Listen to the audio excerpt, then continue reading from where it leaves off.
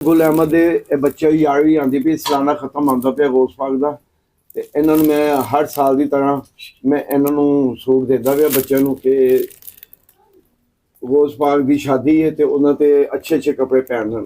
जी पहला नंबर किहदा राणा दिलबर साहब। राणा साहब तुहानूं मुबारक होए जी गुल अहमद दा गरम सूट। मलक साहब। मलक रशीद साहब मलक रशीद साहब मामू सान। मामू हसान जी जी अगला मामू नादर। नादर साहब असगर। असगर मौजम शाह। मौजम शाह जी आतिफ भट्ट। आतफ आरफ। आरफ ये खिदमत करता है सारा दिन मेहनत करता माशाल्लाह आस्ताने की ते अल्लाह ओदे सिले च इनू सूट मिले। हसीब भाई। हसीब यह मुंडा मेरा बहुत प्यारा है 22 साल तो मेरा मरीज है। असगर। असगर किथे मामू शाहिद हो गया। शाहिद मेरे दो हो। शबाज खान। आओ जी शबाज साहब रंग लेना क्या रंग लेना। अस्सलाम वालेकुम पीर वाले साहब, अल्लाह पाक तानू सलामत रहे, खुश रहे, आबाद रहे।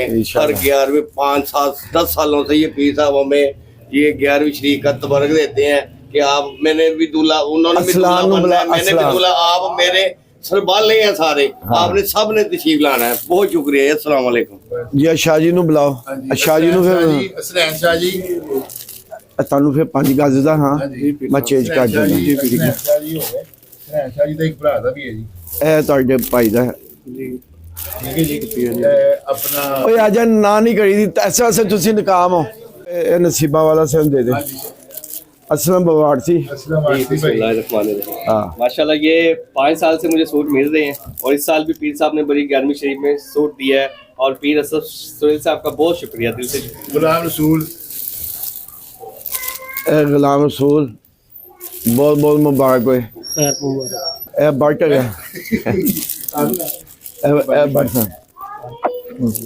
तेरा नाम नहीं लिखे।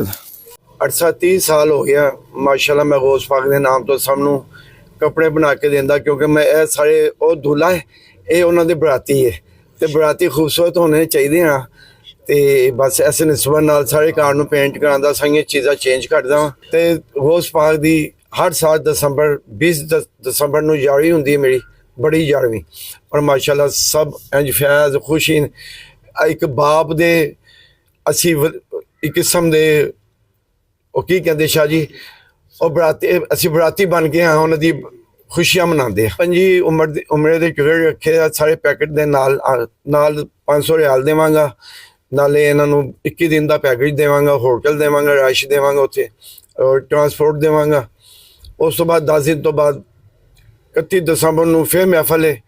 31 ਦਸੰਬਰ ਨੂੰ ਫਿਰ ਮਹਿਫਲ ਹੈਪੀ ਨਿਊ ਈਅਰ ਦੀ ਮਿਲਾ ਦੇ ਉਹਦੇ ਚ 11 ਜਾਂ 12 ਦੇਵਾਂਗਾ ਜ਼ਿਆਰਤਾਂ ਦੀ ਇਹਨਾਂ ਨੂੰ ਜ਼ਿਆਰਤਾਂ ਤੇ ਭੇਜਾਂਗਾ ਜੀ ਨਹੀਂ ਸਭ ਜਗ੍ਹਾ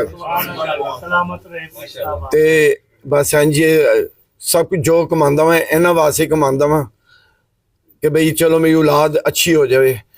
ਸਾਰੇ ਪੀਰ ਸਾਹਿਬ ਤੇ ਲੈਂਦੇ ਮੈਂ ਕਹਿੰਦਾ ਮੈਂ ਦੇਵਾਂ अपनी कबर ਦੀ आसानी पैदा हो जाए मैनू मौला पसंद कर लैन अपने पैरों की जुत्तियां के सदके मैनू पसंद कर लैन ठीक है ना तो सब लैंदे मैनू लैन का कोई शौक नहीं मैनू देन का शौक है सारी जिंदगी है नहीं कि हुण ते 80 तो मैं बाहर चला गया 7 हज किए उमरे किए अली मैनू 50 साल हो गए सब नू सखावत करते सब नू देंदे सब दे बच्चों नू राशन देंदा किसी नू शादियां करांदा किसी दे कुछ करदे इको ही शौक है बस कोई होर इस तो इलावा शौक नहीं कि लोगों की मदद कर सका।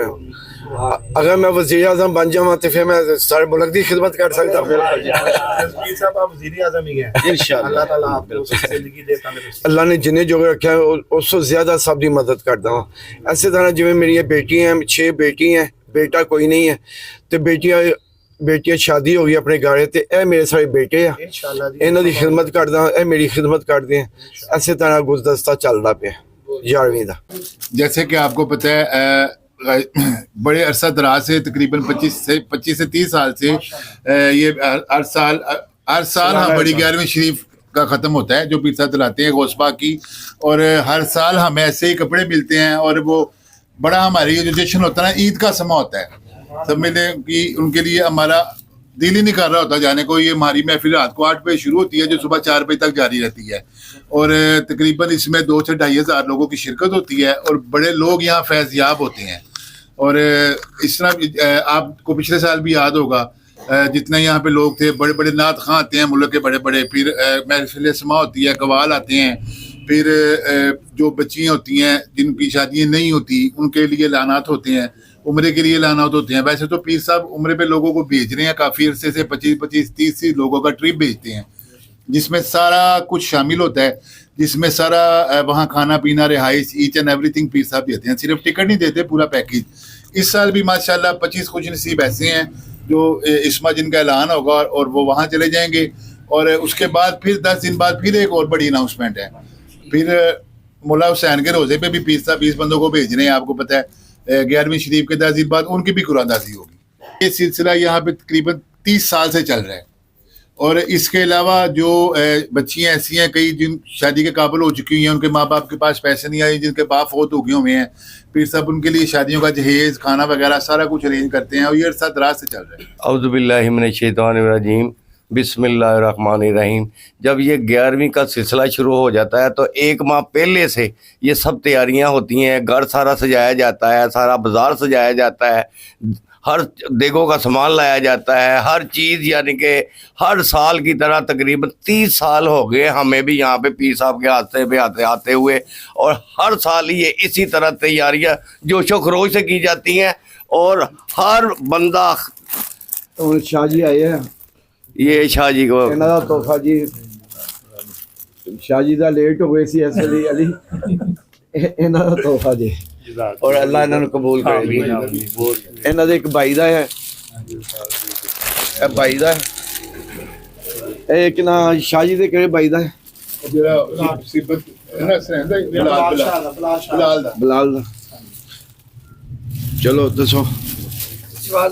ये डेकोरेशन जब हर साल 11वीं शरीफ का ख़त्म आता है ना, पीर साहब बेड से लेके दरवाजे खिड़कियाँ हर चीज़ नहीं आती है, क्योंकि गौस पाक सरकार ने खुद तशरीफ लाना होता है हमारे पीर साहब के दर पे, तो पीर साहब उनके दर के गुलाम है, उनसे वो मोहब्बत करते हैं, ये उनसे मोहब्बत करते हैं, ये उनका मोहब्बत का सिला है जो पीर साहब सबको देते हैं। अल्लाह पाक इनको सलामत रखे, खुश रहें, आबाद रहें, अब इनको उम्र दराज करे, अल्लाह पाक इनके कारोबार में बरकत डाले और हर बला से दूर रखे। अस्सलाम वालेकुम। शैतानिर्रजीम, बिस्मिल्लाहिर्रहमानिर्रहीम। अल्हम्दुलिल्लाह आस्ताना आलिया माँ जी सरकार पर ये जो सालाना 11वीं शरीफ का प्रोग्राम इनकाद होता है, मुझे तकरीबन आते हुए तकरीबन 25 साल हो गए हैं। अपने बरादर अकबर के साथ साहबजादा सैयद औसाफ अली शाह साहब के साथ मैं हाजिर आता था, तो माँ जी का जो प्यार और उनके साथ वाबस्तगी थी उसकी सिलसिले को माँ जी ने और पीर साहब ने जारी रखा हुआ है, और उनकी जगह पे और उसी मोहब्बत प्यार के साथ गुज़श्ता 10-11 साल से जो है ना मुझे इज़्ज़त अफजाई होती है। और ये जो सिलसिला है ये मेरे बरादर अकबर को भी हुआ करता था हमेशा, सभी जितने भी इधर हमारे साथ भाई हैं दोस्त सबको, और उनके वफ़ात के बाद ये सिलसिला अभी तक जारी व सारी है। अल्लाह पाक पीर साहब को सेहत तंदुरुस्ती वाली ज़िंदगी अता फरमाए, इनका साया हमेशा हमारे सरों पर तादेर सलामत ता क़यामत रखे, और ये फैज़ यूँ ही जारी व सारी रहे। बहुत शुक्रिया। रहमान रहीम। और माशाल्लाह मैं अभी आस्थाने पे आया हूँ, और अभी थोड़ी देर पहले जो 11वीं शरीफ का तोहफ़ा था, जो सूट बड़ा प्यारा गुल अहमद का सरकार ने अता किया है, और हर तरफ खुशियाँ हैं, रौनक है। अभी इंशाल्लाह 20 दिसंबर को बरोज़ हफ्ता बाद नमाज इशा महफ़िल मिलाद है। जो दोस्त जो भाई ये प्रोग्राम को देख रहे हैं वो इस महफ़िल मिलाद में शिरकत करें, और अपनी हमरा फ़ोटोकॉपी भी लेके आएँ। ना जाने कौन सा खुश नसीब होगा जिसको उम्रे का मुकम्मल पैकेज मिलेगा। और इंशाल्लाह मैं भी जा चुका हूँ, और दुआ है अल्लाह ताला से जो भाई देख रहे हैं, जो महफिल में आए, दुआ अल्लाह पाक हम सबको मदीना शरीफ की इबादत हाजी नसीब फरमाए। और बहुत सी दुआएं मोहम्मद पीर सुहेल अशरफ साहब के लिए, अल्लाह पाक उनको सेहत तंदुरुस्ती वाली ज़िंदगी अता फरमाए। अस्सलाम वालेकुम व रहमतुल्लाहि व बरकातुहू।